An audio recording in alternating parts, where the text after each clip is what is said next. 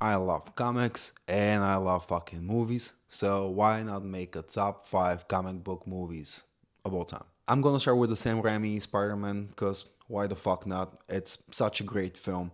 It's the movie that pretty much, like, I think what Superman tried to do last year, this is what Sam Raimi Spider-Man did 20 some years ago. You walked out the theater wanting to do good things. The way that Sam Raimi showed the tragedy of Peter Parker and him becoming Spider-Man and him still having struggles even after getting all these powers, I think it's such a great way to show it in the movie. Also great acting, because I don't think that the dialogue is really good. It's very kind of dull. But what Willem Dafoe did with it, and what Tobey Maguire did with it, and James Franco, and everyone in this film, they just made it fucking great. It's a movie that's not so much about like all the special effects and stuff, which was fucking impressive for back in 2002. But also, what made this movie great was the acting. Next one is going to be Iron Man, and this is not so much that the movie it's good, because it's a good movie, but it's the performance. Robert Downey Jr. There is no fucking wonder why he is the face of the MCU. He did fucking everything, and they owe him, I don't know, like 80% stuck in Disney. It's so fucking ridiculous what this guy did with this character. Nobody knew who Iron Man was before that. There was just one fucking animated show. I don't even know if he had like a run in the comic books, but he fucking made that character, man. It's just insane. That such a fucking amazing performance. Next one is going to be Mask of the Phantasm. This is again a great fucking film. Just unbelievable what they do with that animation.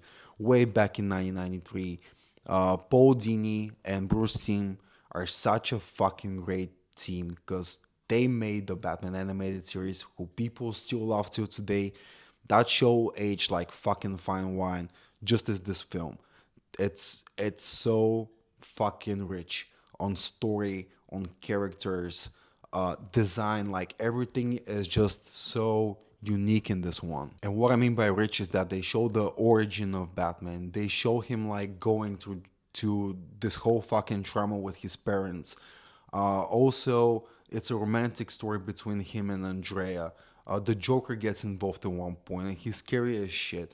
It's such a great fucking film. Now, of course, there's so many great animated films like Spider-Man Into the Spider-Verse and Across the Spider-Verse. This one is also brilliant, but I just think that this one, in my opinion, is better. Maybe I have some bias, because I do have some bias because I'm a big fucking Batman fan, but still great animations, and I'm kind of glad to see that animations are still holding up till today. And some studios pretty much like fucking fuck up the quality and trying to save money, and it's not gonna get any better with AI soon, because they're gonna just use more and more.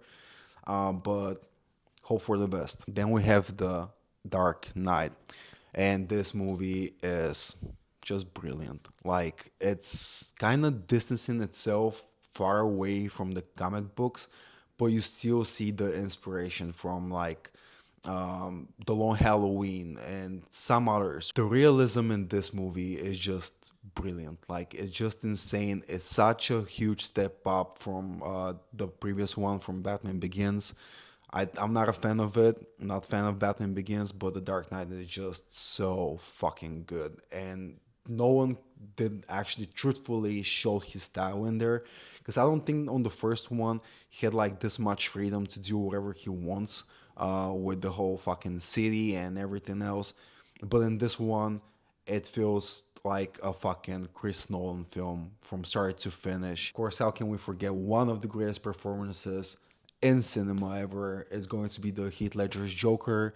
His take on the character is so unique and so different from everything like different from comic books. All the other Joker has so many interpretations, and he didn't pretty much influence himself on any one of them. He did his own thing. He got pretty much inspired by real things and real psychopaths, and he put all of this into this character, and this is his version, and it's absolutely fucking brilliant. At one, and this is my top five, is going to be the Batman. This is my favorite Batman story in the movie. And pretty much the reason why is because they focus, the whole focus of the movie is on Batman. And not on the Riddler, not on any of the other characters, even though they're very entertaining, they're very fun to watch, but it's just him. And you kind of go on this journey with him in this movie, and it's a very dark movie. I mean, they of course they could have made it darker, but at the same time, they I think it was like PG-13, so they want to sell more tickets.